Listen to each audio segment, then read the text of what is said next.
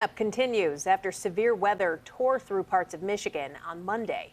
St. Clair Shores and the surrounding area was among the hardest hit. Downed trees and branches narrowly missed some homes, but as you can see, others were not so lucky.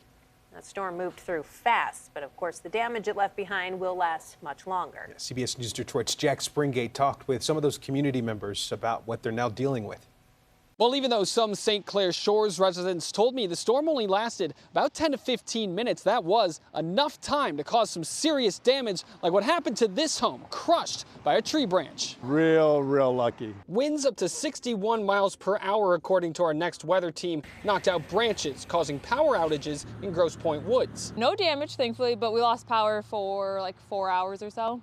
So it came on just after midnight, I think. We got him out of bed and he went and saw the hail and we checked it out and just like, what's going on? And it was literally over in like 10 minutes. Halbert and her kids are watching crews clean up a massive tree that narrowly missed the home of one of her neighbors. Lightning was also a big problem, striking a tree that left this St. Clair Shores home in shambles when one of its branches fell on it, according to neighbors. It kicked up fast. A surprising sight for one neighbor who said he's fortunate to avoid the type of damage that happened just 2 doors down from him. We didn't get a thing. Our few lawn chairs in the backyard got tossed around. The lid from our fire pit got set on the ground.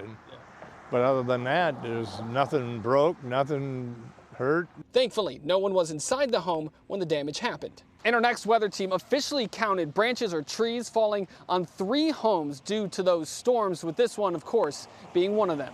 Reporting in St. Clair Shores, I'm Jack Springate, CBS News, Detroit.